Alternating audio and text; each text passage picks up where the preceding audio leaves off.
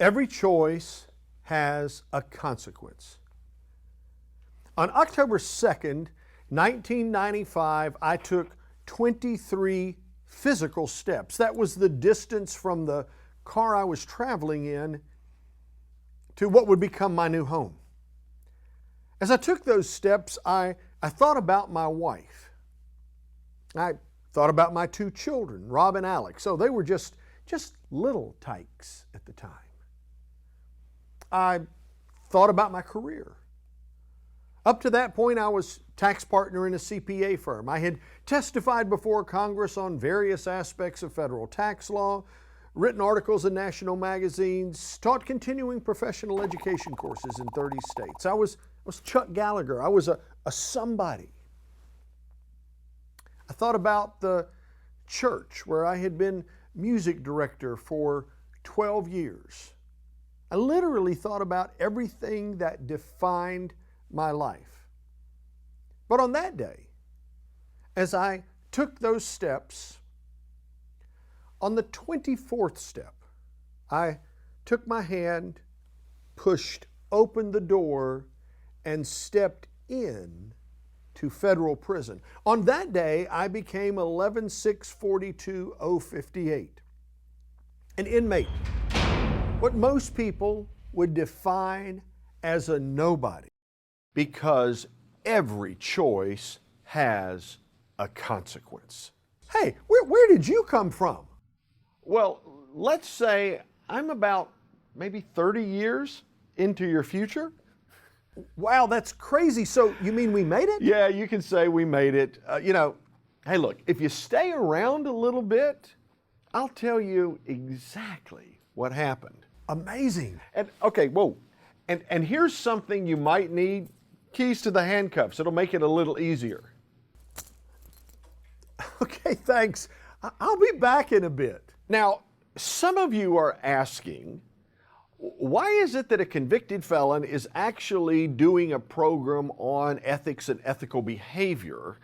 And my response back is, well, who better than someone that understands how smart people can make dumb choices and, most importantly, how to prevent it. Now, as we move into the program, I want to ask you a series of questions. And since this is presented virtually, I want to be really clear about something. As I ask those questions, I really do need your responses. But we are not going to go into the chat area and type the responses in and so forth, because after all, we're talking about ethics and fraud. And so there may be some responses, questions, or answers that come up that will be, well, let's say a little easier for you if it's not publicly shown. So here's what I want. I want you to notice on the screen, I want you to text me your confidential answers. Now, let me be crystal clear in saying this. I am not going to take the information that you text and put you into some spam folder and send you material. It will be completely erased at the end of this. But what I do know is this, I've done this many times, is if you're texting me your responses, you can be completely, totally honest. And it's anonymous. So, as I ask the questions, you're going to see on the screen the text number. That's 828-244-1400, 828-244-1400. Again, I'm going to show that on the screen. And when it comes time for you to text me your responses, we're going to put a countdown clock so that you'll be able to see you've got some time to think about what your response is. Text them to me. I know you're going to blow up my phone, but that's absolutely okay. But that way we can actually communicate here virtually. So let's start with the very first question. Now here's the question. How many of you would voluntarily choose to make an unethical choice? Question one, how many of you would voluntarily choose to make an unethical choice? Text me your responses at 828-244-1400. Go ahead and begin texting now. Here's the countdown clock.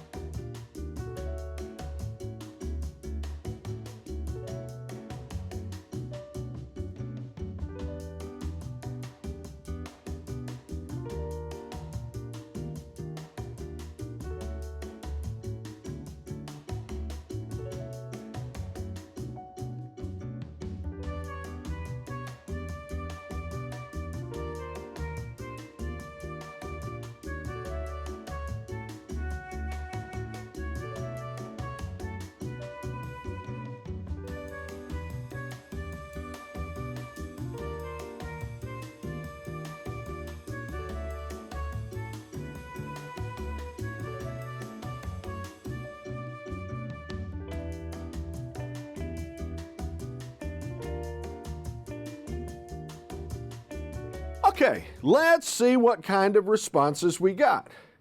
Now that first question is a little predictable, so let me take a look at this for a second. It's no, no, no, yes, that's good, yes, maybe depending upon the circumstances, yes, no, no, no, no, no, maybe.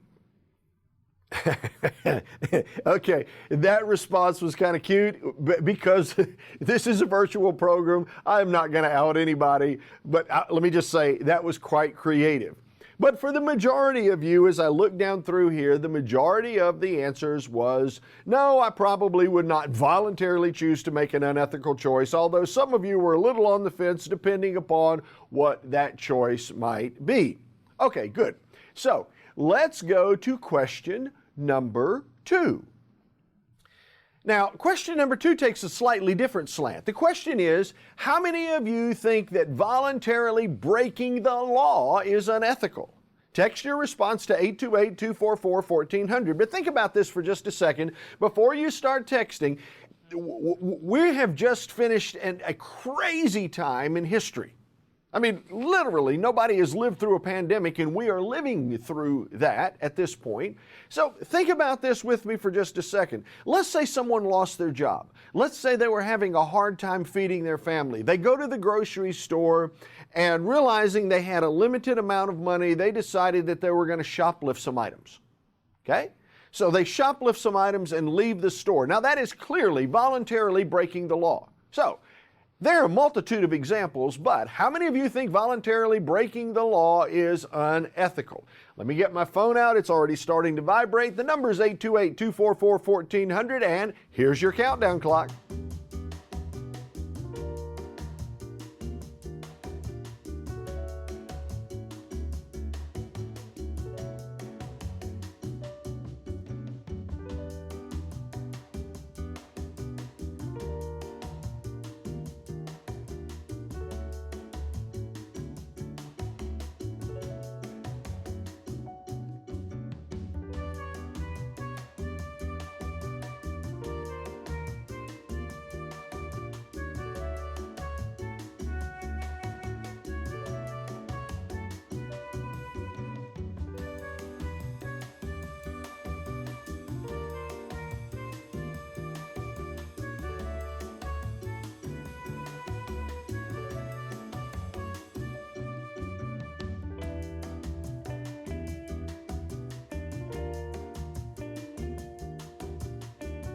Okay, well, let's see. How many of you think voluntarily breaking the law is unethical? Yes, yes, yes, yes. Depends on the law. Depends on the law. Depends on the law. Yes, yes. Voluntarily breaking the law is unethical. Yes, yes. Okay, so again, the majority of you say yes. Okay, here's somebody with a specific response about breaking what law. But yes is the majority of the responses. Okay? All right, great. Now, this next question really is going to be fairly easy. Okay, so let me just say that. Next question, piece of cake. This one should be really quick. And the question is, how many of you have driven on the interstate highways over the past 2 weeks? Not a hard question, yes or no. 828-244-1400. The answers are coming in. Here's your countdown clock.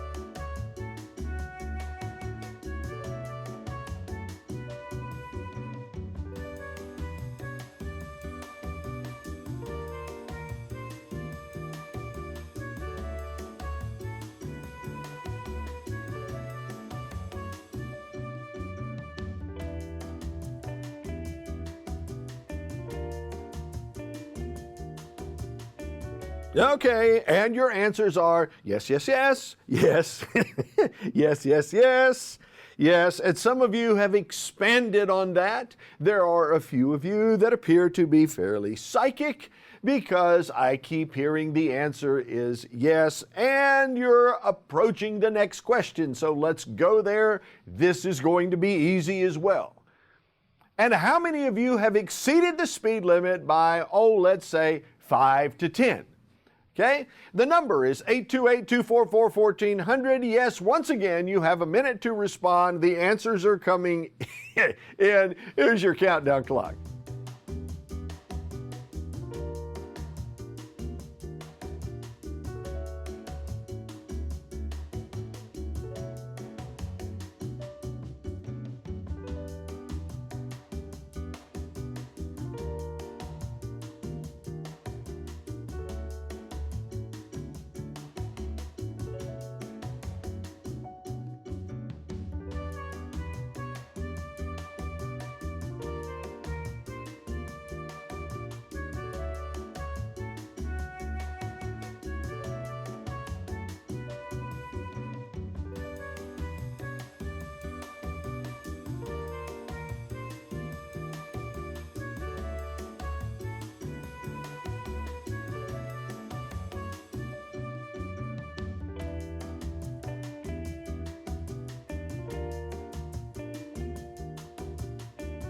And of course, the majority of you responded yes.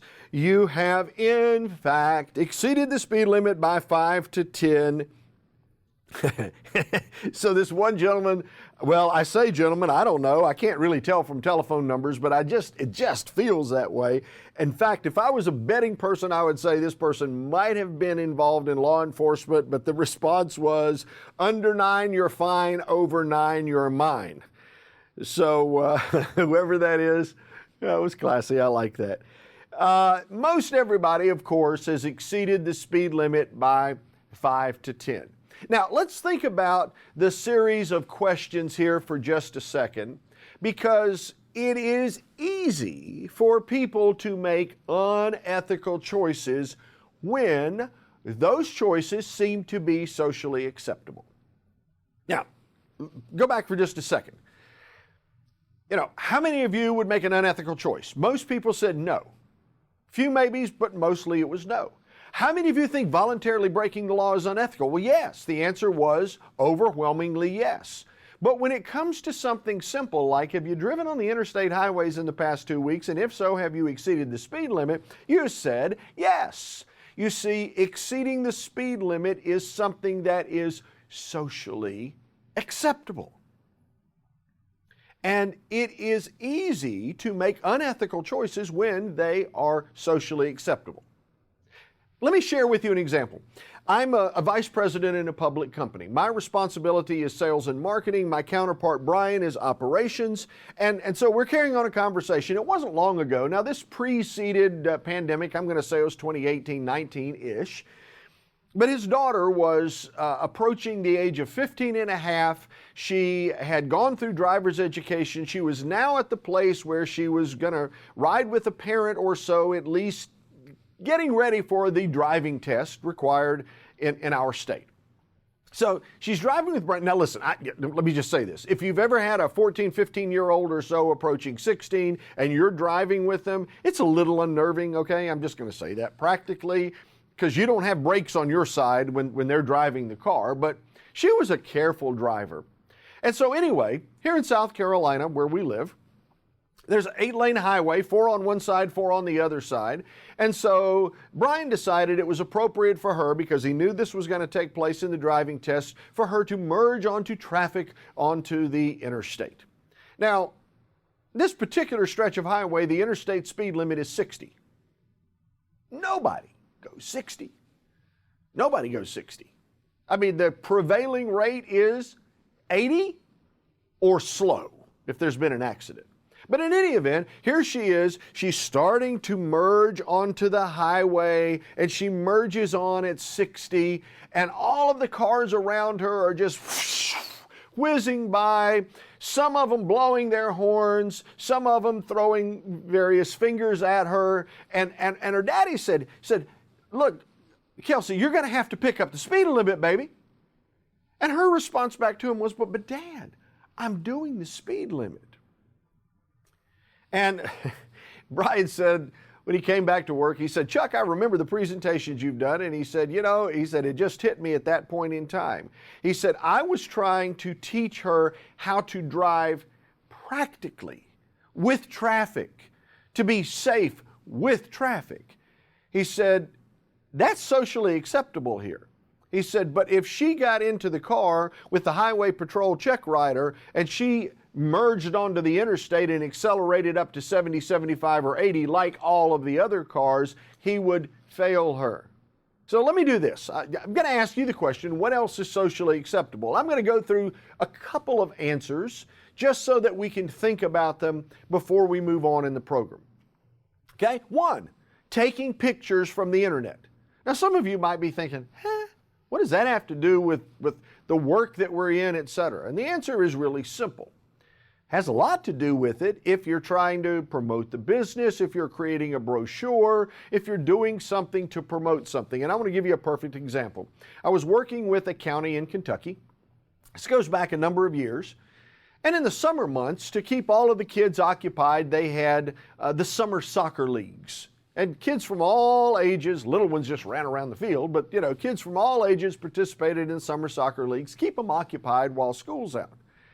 And the county promoted this, and at the end, before school went back, they had the annual soccer tournaments. And the preceding year, the flyer that went out was white paper, black ink, please come to the annual soccer tournament. It named the date and time, etc. And this year, a gentleman in the county was tasked with making the flyers, and he had a daughter who played in the soccer tournaments. And she was like, Dad, try to do something that's cool. I mean, last year that was boring. Make it cool. And he thought, well, I could probably find pictures of kids playing soccer. Do something, and instead of black and white, it could be full color. Okay. So he goes to Google and he searches images of kids playing soccer, which, of course, there's gazillions of them. He found a number of them that looked like kids that were in that community, and so he, right-clicked on it, saved the picture to his desktop. He wasn't a Photoshop kind of guy. He was just Microsoft Word. He went to a document and he put a few of the pictures in. Come to the annual soccer tournament, XYZ in our county at a such and such a date, etc. And it looked good.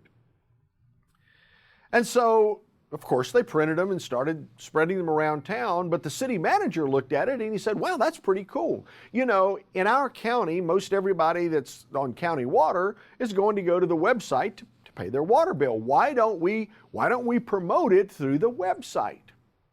So they decided, yeah, that makes sense. So they took the flyer functionally, recreated it on the web, put it on the website so that when people paid the water bill, they saw the announcement. And that particular year, they had better attendance at the annual soccer tournament than they'd ever had. It was amazing. 8 months later, they get a bill from a major photo provider that seems to own every picture on the internet, it seems, for a six-figure number, i.e. in excess of $100,000. As you can imagine, the city manager was like, what? Well, taking pictures from the internet is not okay. That's a violation of copyright. And the image company looked and said, it's a county. A county should know better. And, well, long story short, they ended up settling for 5 figures, but the amount they settled for exceeded the amount of revenue they had gained from the annual soccer tournament for the last 6 years. So sometimes we have to think about, what are we doing, and what seems simple and easy is not as easy today. What about underreporting or overreporting income? Now, I said at the outset, I was tax partner in a CPA firm.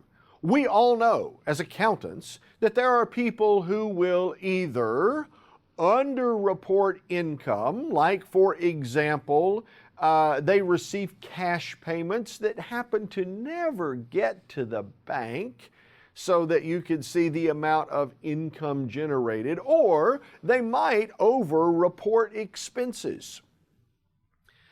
deducting all of the food or all of the gas or all of the whatever it happens to be that would not necessarily be fully deductible or deductible at all, but somehow makes it to that tax return.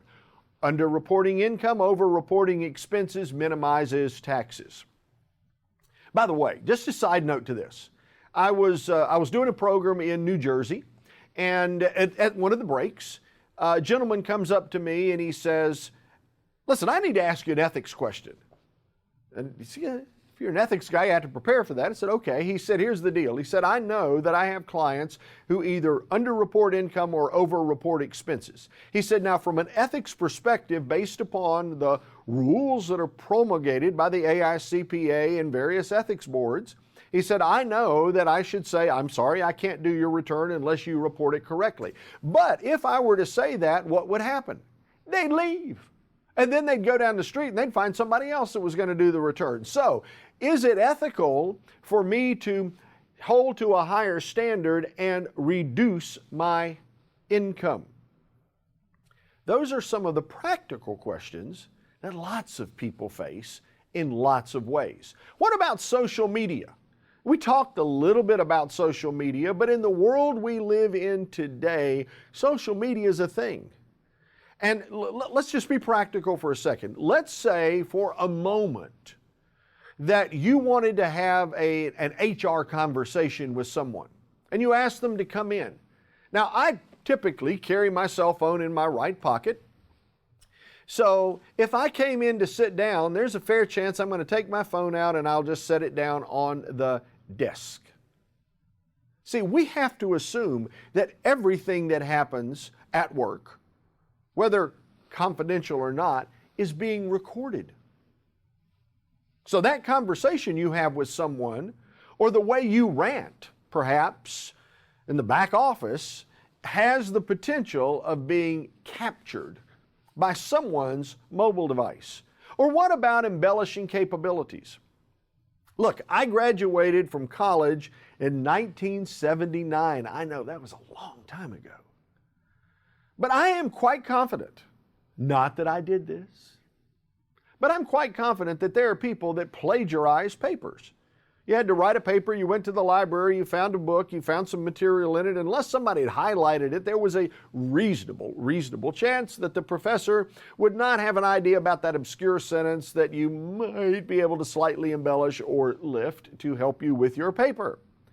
But that's not the world we live in today. In fact, today there are fact checkers that seem to check everything.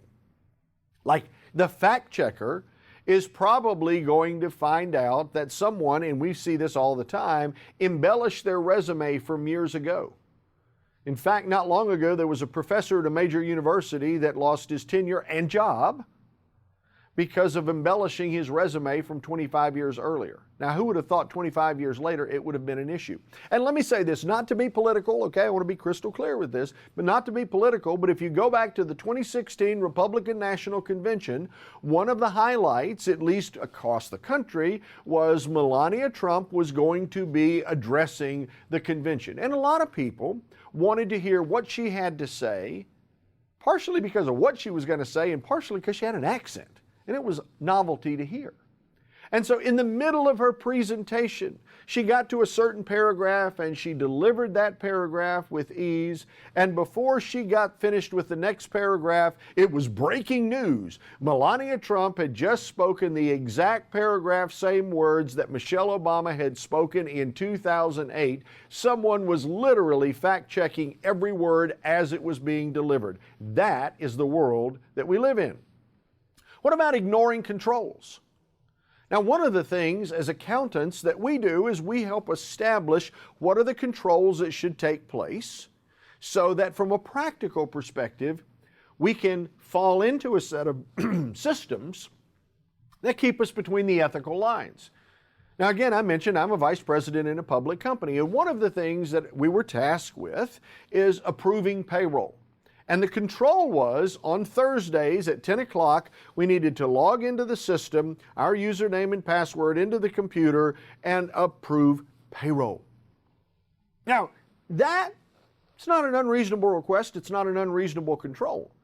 But if you're a VP of sales and marketing and you travel a lot, which I do, you're not always at your computer on Thursday at 10 o'clock to be able to log in, because if you're in the middle of an airplane flight and you can't connect, you can't approve payroll.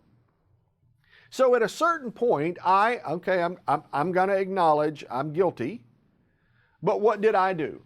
I told my administrative assistant, here's my username and password. On Thursday, would you please log in and approve payroll, because I can't be encumbered with that when I'm traveling trying to do what my job is. Of course, the problem with that was she was also approving her payroll. Now, I can't say that I'm proud of that, but we did finally have a discussion within the organization and say there are some controls that make no sense. So it would be better to remove payroll responsibility from me and shift it to someone else that can follow the controls and the systems, which is where it is today. Thank goodness. Or what about fudging expense reports? Back in the mid-2000s, 2008, 2009-ish, I was senior VP in another public company. My responsibility was the Texas market. I had a counterpart who was responsible for Southern California. Both of us functionally did the same thing, and from time to time we would have these corporate meetings where we all would have to gather at a central location. In this particular year, we were responsible for doing that, and one of the days for this meeting was February 14th, Valentine's Day. Oh, who would have a meeting on Valentine's Day? Now, I have to admit, it didn't bother me in the least, but for this guy who was recently married 2 years, his wife was beside herself. Who would have a meeting on Valentine's Day? That's the day of love. You would think that they would want people to be together, to be able to do, et cetera, and she was just upset. And he was upset. Happy wife, happy life. Unhappy wife, he's not going to be happy. So he begrudgingly went to the meeting because he had to. All right. But he wasn't a happy camper. Now, at this particular point, Valentine's Day was in the middle of the week anyway, so I was like, dude, just take her out on the weekend. I mean, this is not rocket science. So sure enough, on Saturday, he took his wife to a lovely restaurant in Southern California. It was a $158 meal with wine, etc. And on Monday, he goes in, he takes the receipt, he wrote down the name of a client on the receipt, hands it to his admin, and he said, they owed me this one. Now, he thought his admin had his back. She knew the rules in the company were, if you believe something is wrong, it is your responsibility to report it. So she did. I'm not sure this is right. The HR department picks up the telephone, calls the purported client, said, we've had a challenge in our system, and we just need to know the last time you and this individual had met. And they said, oh, that's been a couple of months ago. Okay, great. That's exactly what our system showed. That means we're getting things back to normal. Thank you for taking the time. We really appreciate it. Now they found out he lied. And then they brought him in and said, by the way, when was the last time you met with this client? And he said, oh, Saturday. We had dinner. Okay, not only had he lied on the expense report, but he just lied to the head of HR. Of course, he was summarily terminated, lost his $250,000 job over a $157 fudged expense report. What seemed to be socially acceptable clearly wasn't right. Now, let's think about these things from this perspective. From an ethics perspective, as individuals, our intention creates our behavior. Let me say that again. Our intention creates our behavior. That's as human beings. That's for all of us. Now, let me switch gears for a second. At the corporate level, at the organizational level, our culture creates the systems that are put in place to keep people between the ethical lines. So, as human beings, intention creates behavior. As an organization, culture creates systems. Now, mostly during this presentation, we're going to, for the early part of it and middle part, we're going to talk about intentions and behavior. Because no matter what happens from a cultural system perspective, intentions and behavior and organizations are created with a group of individuals. So it really comes back to the individual in the first place. Now, a couple of questions. Take a look at the screen. Take a look at this gentleman. What do these people have in common? Okay, think about it for just a second. Most of you, well, I'd say that's probably true. A good number of you are going to know this person. This is former Governor Mark Sanford, South Carolina governor. South Carolina Republican governor who was considered at one point in time to be a potential up-and-comer for presidential candidate. And one day, somebody in the state of South Carolina picks up their telephone and they call and they say, "What is our governor doing today?" Now, I've got to say this, it's kind of funny to me because I was actually doing this presentation live and the person that actually took that call was in the audience. And so she came up afterward and she kind of, gave me a little of the rest of the story. They knew the governor wasn't there and he wasn't doing official business, but they weren't sure really how to answer the question. So the response was, well, he has been so busy governing that he is on the Appalachian Trail clearing his mind. Now, the person on the other end of the line says, well, where on the Appalachian Trail might he be? And at this point, it's getting to the place where, we've dug ourselves a hole and we really can't get out of it, because the truth was he was not on the Appalachian Trail clearing his mind from being too busy governing. He had hopped a flight to Argentina, a private airplane flight to Argentina to be with his mistress. Some folk in South Carolina were wondering why the governor was taking salsa lessons. Now we know. Of course, in South Carolina, his wife was the one that really had all the money. That marriage was probably doomed to fail. We felt sorry for him, so we let him continue being our governor until his term expired. Now, just in case you think me to be political and picking on a Southern Republican, let me switch gears and pick on a Southern Democrat so that we can be fair. Now, most of you probably know this image. This is John Edwards. And let's go back to 2008 for just a second. 2008, in my opinion, this is the time when the presidential nomination process made sense. There were 3 or 4 people running. It wasn't 17 or 20 like it's been the past several years, which is just mind-boggling to me, but whatever. So we come along here and it's John Edwards. John Edwards, Barack Obama, Hillary Clinton, all running for the presidential nomination.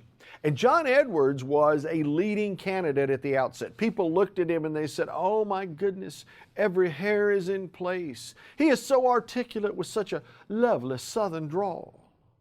Why, he might be the next John F. Kennedy. Now, if you're running for president, in your entourage, you're going to have a videographer. Why?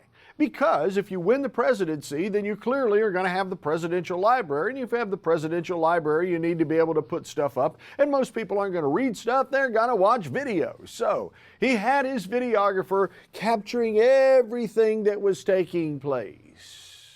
He got close to his videographer. Maybe that's a minor understatement. Close? He got a little too close to his videographer. In fact, he got so close that, well, he got her pregnant. This while his wife was fighting breast cancer. Probably not a good thing to advance your career. But just in case you think I only pick on politicians, let's not do that. Let's go to Martha Stewart. Martha Stewart.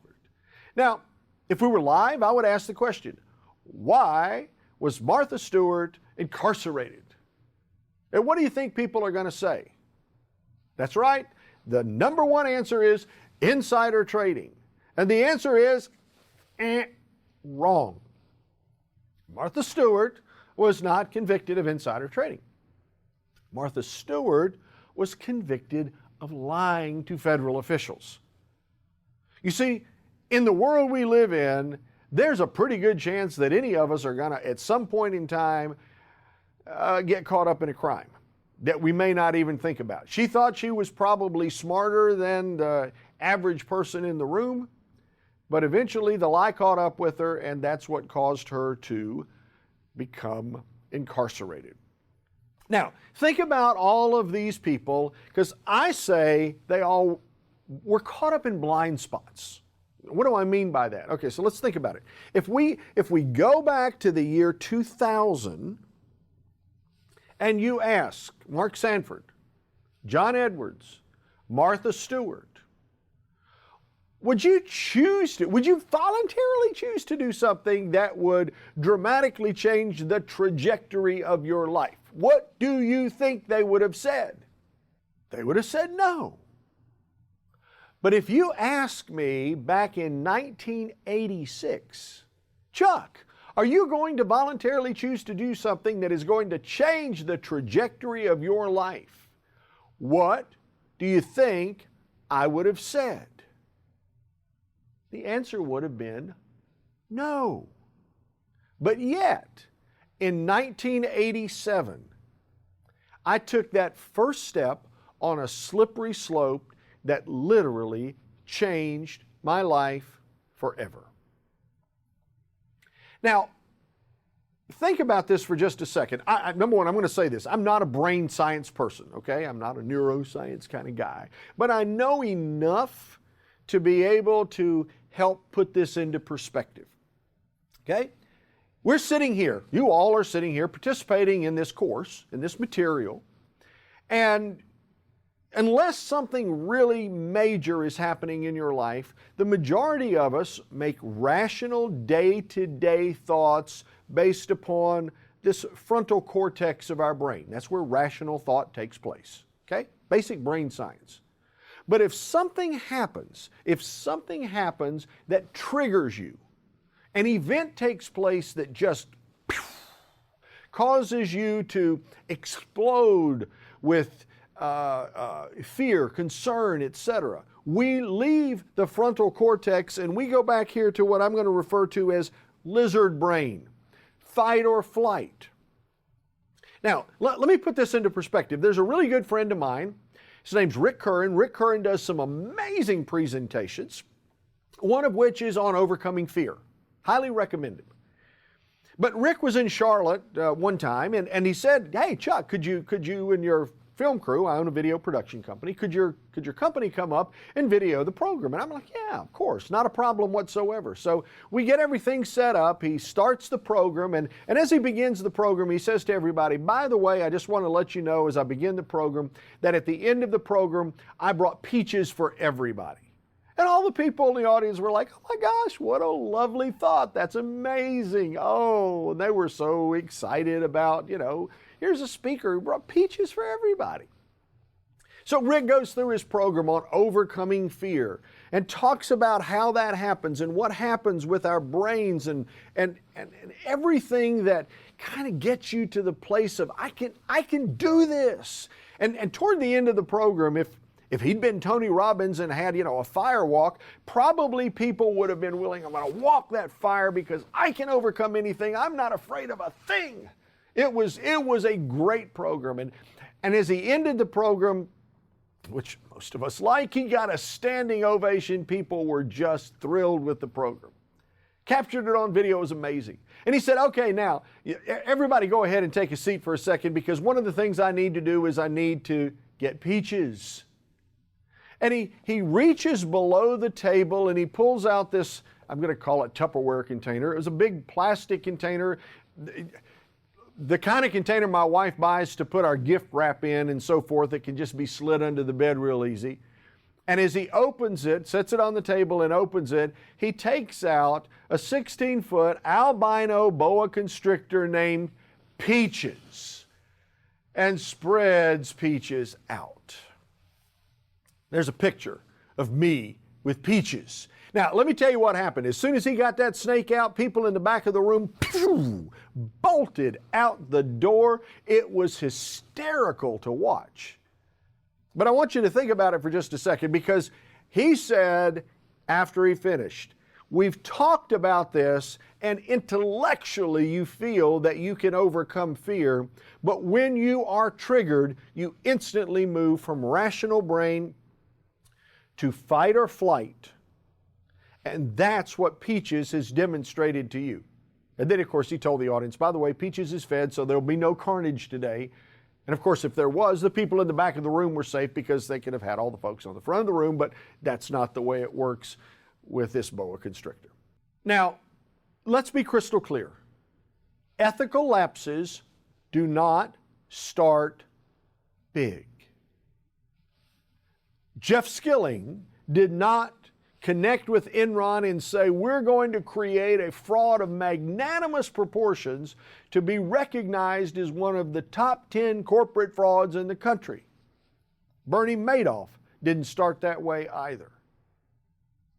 I didn't start that way. So let's think about this. This is really important. There are three primary reasons why people or organizations have ethical lapses. Now remember, we started off with individual, right, and the organization portion. But an organization is made of individuals. And remember, we talked a little bit about brain science. Rational thought, irrational actions. So let's think about the three primary reasons that people make unethical choices. The first is going to be financial problems. Okay? Now, I want to be clear with this for just a second. Most everybody is aware of someone that at some point has had a financial problem. If you go back to 2006, 2007, go back to 2006, 2007, and let's think about it for just a second. 2006, 2007, anybody in the country could have bought a house. You go to the financial institution to buy the house, and they said, I'm going to need to see a copy of your W-2 and your 1040. No, you don't. I'm going to do a no-doc loan. Oh, you're going to do a no-doc loan. So nothing was required. Now, again, 2006, 2007, anybody could have purchased a house. 2008, that changed dramatically. As the Great Recession kicked in gear, think about it. Lehman Brothers went bankrupt. Merrill Lynch was bought by Bank of America. Wachovia was bought by Wells Fargo. AIG was bailed out by the federal government. So was GM and Chrysler. I mean, it was crazy. And the number of people who either lost a job or who found that their very expensive home was now underwater. There were foreclosures abounding, short sales. It was financial chaos. Now think about this for just a second. Let's assume for a moment, I'm married. Let's assume for a moment that my wife makes $150,000 a year and I make $150,000 a year. So together we make $300,000. Okay, so let's play that out for just a second. So if I came home one day and said, baby, I've got some bad news. I lost my job today. We've got a financial problem. We've got twofold financial problem. One, who wants to hire a 60-year-old guy into a job making $150,000? I mean, people could look at me and say, you're male, pale, and stale. The chance I'm going to get that job is pretty slim. Now, my wife, on the other hand, still has her job, but we're living a $300,000 lifestyle now on half of the income. That is financial pressure. Now, that doesn't mean we're going to do something unethical, but what it does mean is we have the potential. The pressure is there. The temptation may be there. Okay? That's one. 3 methods. The other might be relationship problems. Now, let's just be practical. If I walk in one day and I'm talking with Jamie, my boss, and he says, Chuck, man, you're not looking too good. Is there a problem? And if I look back at him and say, man, my wife left me. I got back home from the trip that I was doing and everything was packed. She was gone. She said, I can't be in a relationship where you're gone all the time. That's a relationship problem. And let's be practical about that. If there's a relationship problem, it could be with your spouse. It could be with your parents. Relationship problems are really common amongst the baby boomers and Gen Xers because we're now responsible for caring for our parents. The shift has taken place. They have now become, in some respects, the children. And it's our responsibility. It adds pressure. Or it could be our teenagers. It could be our children or it could be our grandchildren. But relationship problems take you off of focus and put you into the temptation place where you're not using rational thought. It might be lizard brain. Or the third primary reason might be a health issue. Now, let me be practical. I'm very transparent here. When I was 47 years old, I went to the doctor. It was a basic checkup.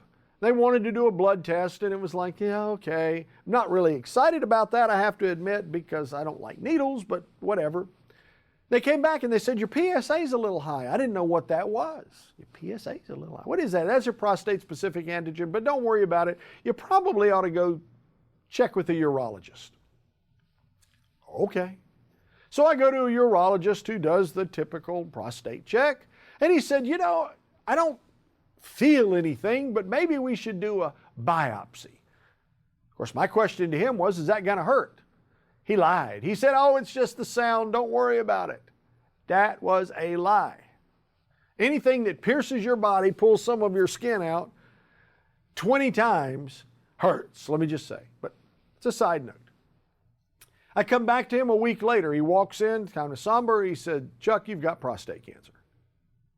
Say, what? I'm 47 years old. I have no symptoms. Happens that way sometimes. And then he began to talk to me about treatments. Now, I told my wife, she said, oh, you're kidding. You always kid. You're such a funny guy. And I'm like, it's not funny. I got prostate cancer. Oh, my gosh. Told my boss the same thing. He said, oh, you're kidding. You come up with all that crazy stuff. I said, I would not kid about this. And let me be really practical. I spent about 9 months thinking about what is the proper and appropriate treatment. I concluded I likely was not going to die from prostate cancer, but I wasn't in a rush to do something that might not be appropriate for me. But during that time, as I sat there and looked at the monitors on my desk, I can promise you something. One of the monitors had my work. The other one was always giving me a news feed about anything new coming up with treatment of prostate cancer. Health issues will take you sometimes from rational brain to irrational thought. Now, let me ask this question. What causes an otherwise honest person to do dishonest things? Hey, let me take it from here. I'll tell the story. I'll step away. You see, it was 1987. I'll never forget this, January of 1987, and I get a call from my local banker, David. He was a city exec at NCNB. And I was expecting when the call came through that perhaps he was going to send yet another client. He was really good like that. You see, we went to the same church together. We were in the same Sunday school class together. I appreciated the fact that he sent us business and he liked the work that we did. So when they said he was on the line, I took the call with anticipation. But he said, Chuck, is there a problem? It looks like you're 2 months behind in your house payment. Okay, the truth was, I was 2 months behind in my house payment. What I did not want to admit to David or to anybody else was that my wife and I were overextended and underfunded. You see, our oldest son had been born November 30, 1986, and so of course we had the nursery done and we had the first Christmas, and so it was an explosive time financially.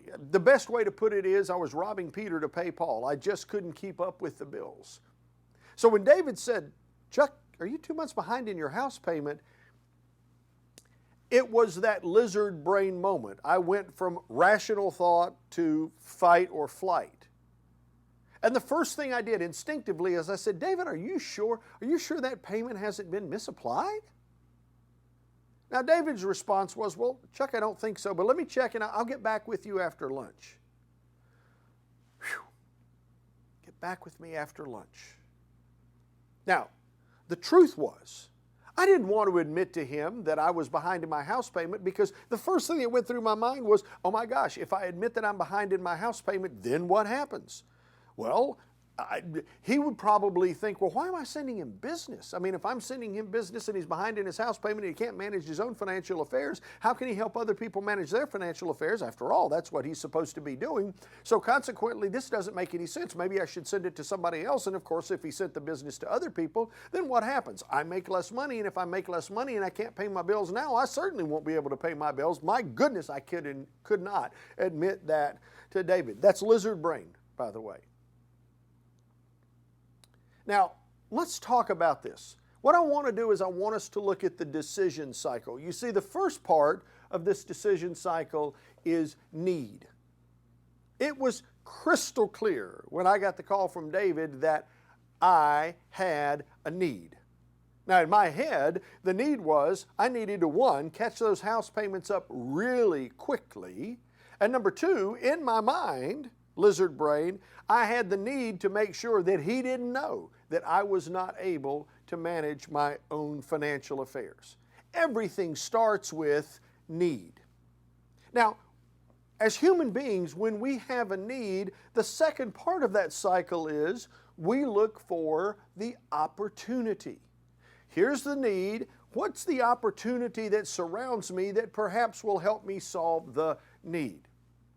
So I thought to myself, he said he'd get back with me after lunch. This was early in the morning, well, 9:30, 10 o'clock-ish, banker's hours. And I thought to myself, well, what I could do is I could reach out to my partners. I am sure, since we got big bonuses at the end of tax season, at the end of April, I'm sure that they would be happy to advance the paltry $2,000 that I needed now. However, the two partners that actually signed the checks, both were out on an audit. They were in the far reaches of western North Carolina. This was on a Friday, and they would not be back until about 7 o'clock that evening. So as a result of that, they wouldn't be able to sign the checks in time for me to be able to pay the bank and maintain the illusion that sure enough, I was able to manage my own financial affairs. Need, opportunity. Where's the opportunity? Oh, I know. I could call my mother. My sweet mother lived in Maryland. I was in North Carolina at the time. Now, I could have called and said, hey, Mom, I need to borrow $2,000. And she likely would have said, well, first, what for? I know Mom. But of course, she would have been happy to make that happen. But let's think about this. It was 1987. We didn't have the ability to instantly transfer money, to go online on our mobile devices and transfer funds or whatever. So the ability to get the money quickly wasn't going to happen. Wow. I have got to come up with something. Oh, I know. You see, I was trustee of a client's trust. In those days, it was what was referred to as a Clifford Trust. It was an educational trust for children. And in order to be able to have such a trust that was tax-free during that time, you had to have an independent trustee. So one of the clients that trusted me had named me as trustee of their children's trust. That's an opportunity. So what did I do? I looked at myself and I said, I need $2,000. Now I know this is a little bit weird, but then I looked back at myself and I said, well, now this is highly unusual. It's not normal that you would actually get money from the trust. Well, of course, I looked back at myself. Notice, I'm carrying on a conversation with myself. I looked back at myself and I said, how much interest are you earning on this trust? To which the response was 6% per annum. Aha, here's what I will do. At the end of tax season, some 4 months from now, I'll pay you 10% if you will loan me $2,000 today. Well, this is highly unusual. You know we're going to have a note. Now, notice what just happened. I literally had a conversation with myself. That is the truth of what happened. Because I could steal the money from the trust, but I didn't want to see myself as a thief. Of course not.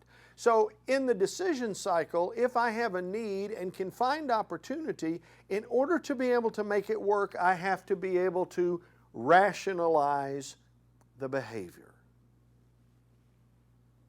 So I sat down at the computer. In those days, it was WordStar or WordPerfect. That was before Microsoft Word and Excel. And I sat down at the word processor and said, I, Charles Gallagher, being of sound mind and body, do hereby, and I drafted a note and stole the money. Of course, I called it what? Borrowing. Of course. I intended to pay it back.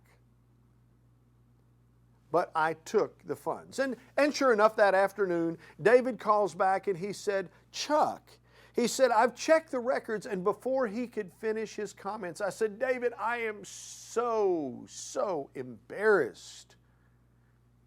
I said, I did not make that payment. I said, you know, my wife and I, we just had our first child. Again, of course, he knew that because we were in the Sunday school class together. And I said, I'm sorry to admit this, but I said, and she pays the bills. Now, truth be known, she didn't pay the bills. I did. But if I'm going to create a ruse, let's play it out. I said, you know, in her postpartum time, she thought I was taking care of it. I thought she was taking care of it. It slipped through the crack. David, this is so embarrassing as tax partner of the CPA firm. I can't believe this. I'm going to be up there in 30 minutes and I'll bring you the stolen money. I didn't say stolen. I'll bring you the money. And sure enough, I stole money and made the house payment. Crisis averted, at least in my mind. But let's play back here with the decision cycle. Need, opportunity, rationalization. But there's a fourth component, and that's validation. In other words, if I had a need, I found an opportunity, I could rationalize the behavior, can I validate that what I did was okay? Can I validate that what I did was okay? Now, I'm going to pose a question to you, okay? This is one of those text the answer questions. I'm curious to see what you think. Did I pay it back? Remember, I promised at the end of tax season when I got my bonus, I would pay it back with 10% interest. So here's the number. Text yes or no to 828-244-1400. 828-244-1400. There is going to be a quick 1-minute countdown clock for you to be able to answer that question. And we will be right back.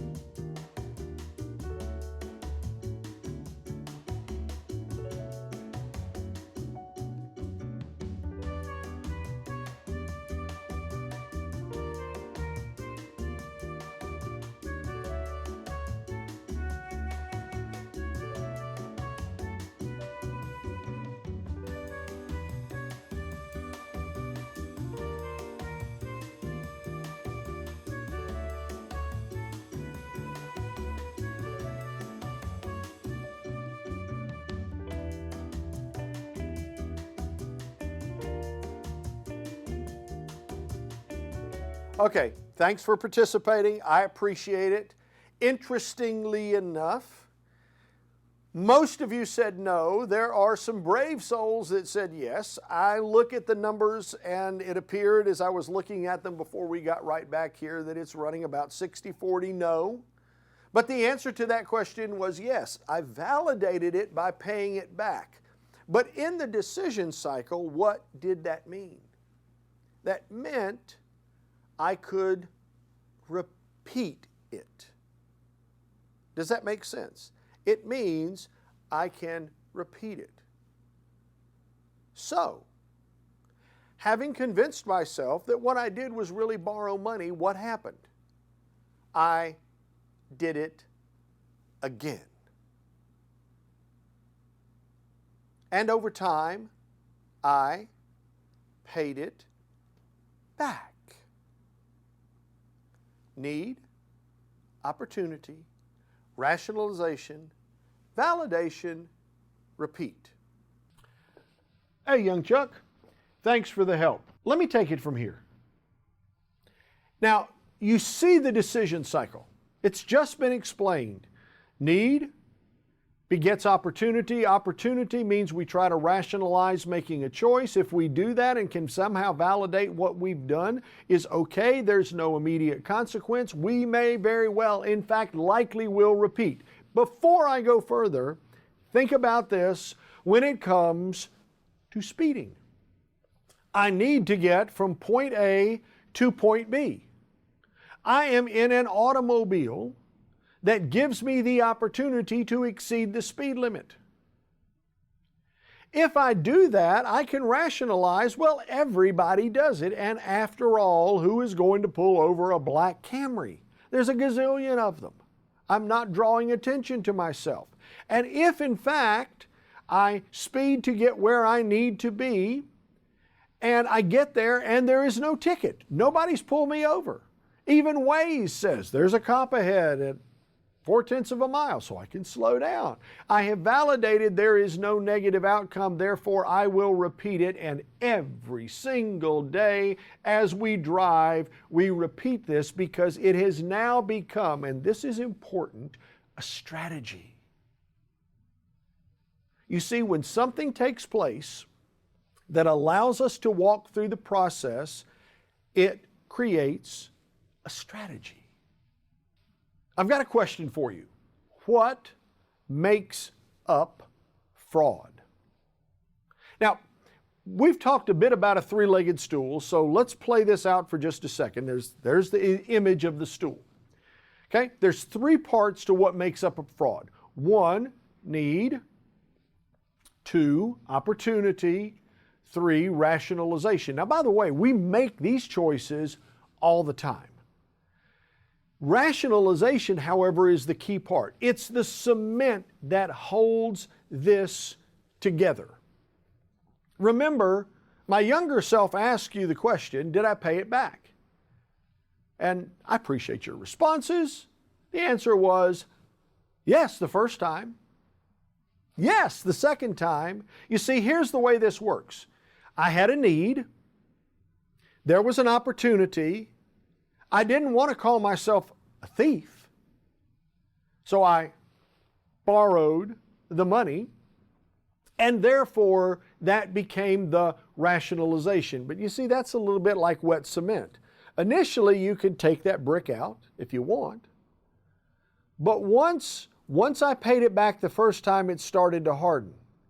And when I paid it back the second time, it was firm, which meant I was able to look at this and validate what I did was borrowing so I could repeat it.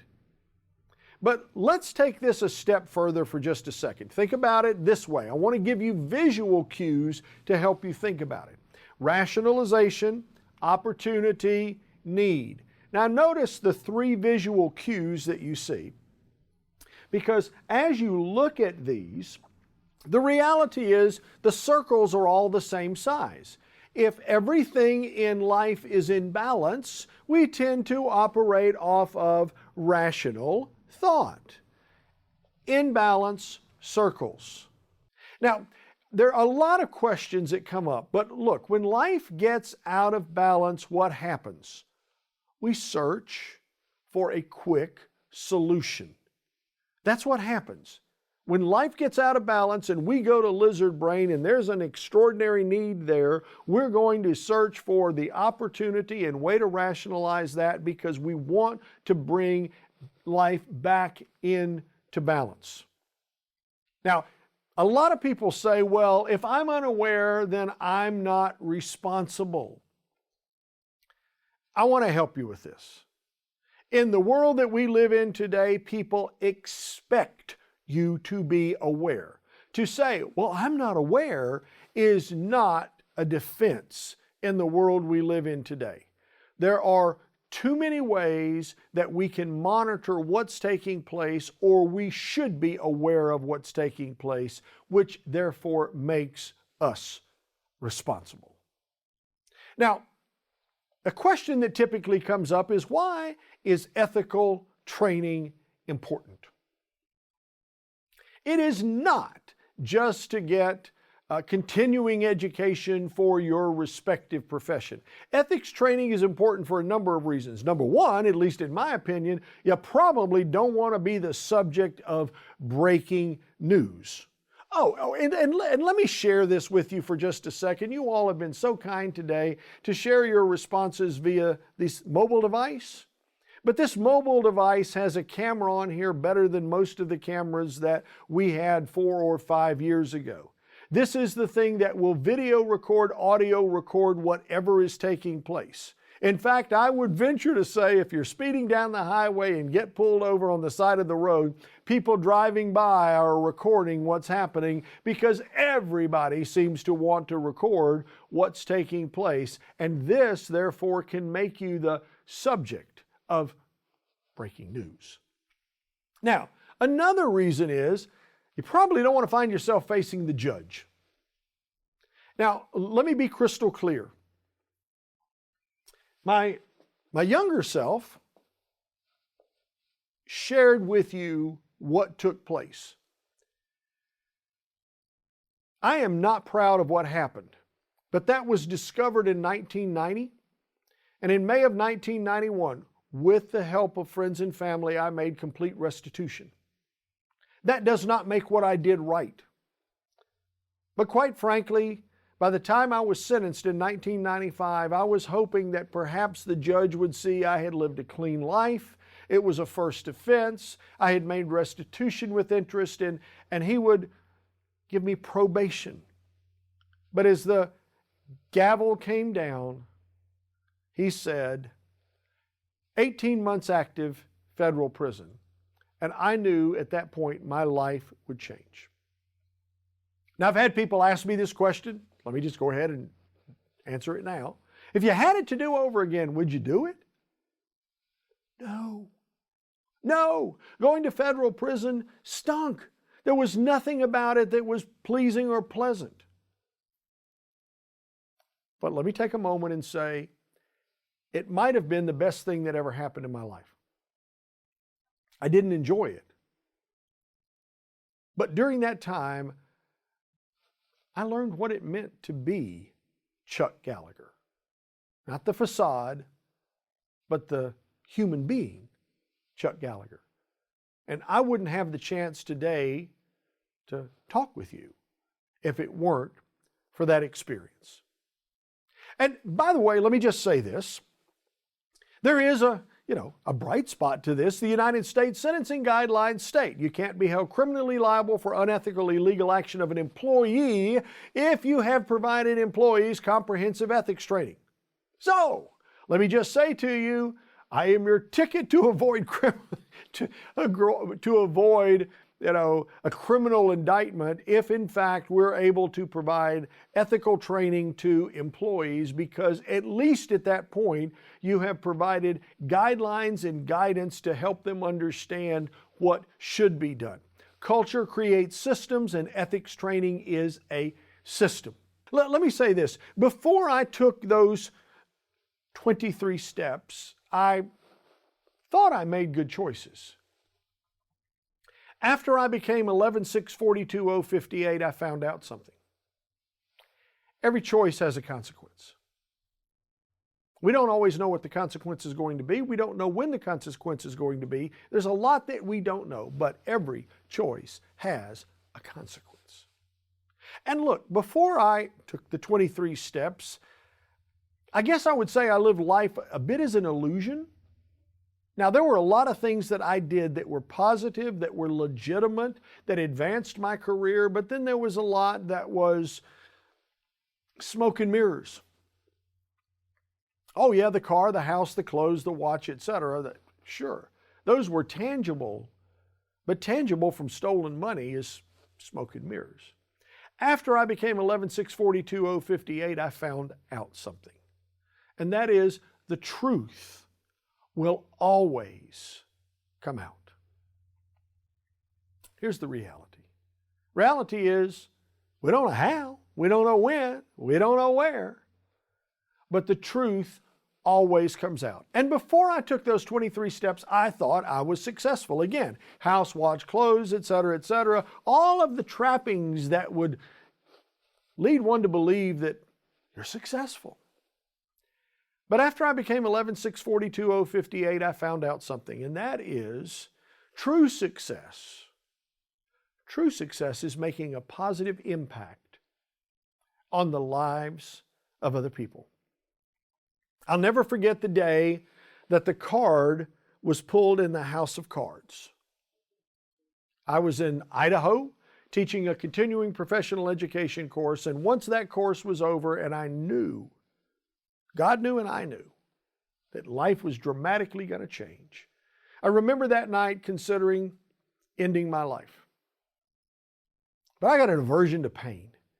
So I picked up the yellow pages, started looking for a psychologist, psychiatrist, proctologist, I don't know, just somebody to talk to. I'll never forget the first call. It wasn't with a phone like this, it was curly Q phone. But I'll never forget the first call. The person on the other end said, you've reached the office of Dr. Such and Such. Our office hours are from 8:30 a.m. to 5:30 p.m. You've reached the staff for office hours. At the sound of the tone, leave your name, number, and a brief message, and we'll be happy to give you a call. Have a nice day. If you're considering ending your life, somebody telling you on an answering machine to have a nice day will tick you off. And I got that on the first call, second call, third call, fourth call, fifth call, sixth call, seventh call, Dr. Such and Such's office. And I'm waiting for the answering machine. Ooh, but that didn't happen. I mean, I've got somebody live. I said, I need to talk to somebody. Guy on the other end said, oh, I'm so sorry. He said, I thought you were my wife calling. He said, I'm running about 10 minutes late. I'm supposed to meet her for dinner. If I had known it was you, I wouldn't have answered the phone. I'm considering suicide, I responded. On the other end, I heard, let's talk. Y'all, I really don't know who I talked with. Don't know if it was a psychiatrist, psychologist, or the janitor. No clue. But I remember he said something to me and it was profound. I can hear it literally to this day in my head. He said, son, you've made a terrible mistake, but you are not a mistake. Let me repeat that. He says, son, you've made a terrible mistake, but you are not a mistake. Then he proceeded to say, the choices you make tonight will define the life you live in the future and the legacy you leave for your two sons. Make those choices wisely. Ladies and gentlemen, he did not get up that day, leave the house, kiss his wife, say, I'm going to save somebody's life today. That did not happen. He got up just like you are. Went to work, attended a course, participated in day-to-day life, never realizing that somehow my life and his life would intersect. But I submit he was incredibly successful because he made a positive impact on the life of another person. And so today, I can't look back to my younger self and say, wow, this was bad. I can look back and say, I regret what I did. But because of what I've learned, I've had the opportunity to share this information. And perhaps, if we're all lucky, it will create a positive impact on the lives of other people, just like you do on a day-to-day basis with the clients you interact with the customers you interact with in business and in your personal life. Because you see, you too create a positive impact on the lives of others. Ladies and gentlemen, I started with a statement, or my younger self did. Let me end with the same statement. Every choice has a consequence.